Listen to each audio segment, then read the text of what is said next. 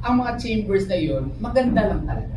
No? Siguro sa mga ordinaryo na tao, pag nakita yung ganda naman dito, tapos meron lang lagusan, especially sa ating cathedral, no? Diyan talaga lumalabas si pastor pag yung aming ceremonies welcoming the new lawyers, no?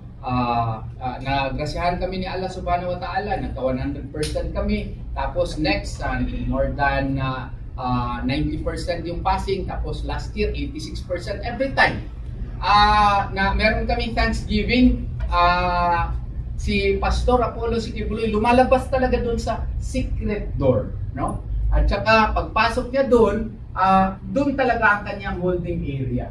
Tapos ang problema lang kasi nung na-report ko ng GMA, pasensya lang po, pinagtagpi lamang yung underground na picture doon sa mga rooms doon sa first floor, no? Na secret chamber daw yun, no?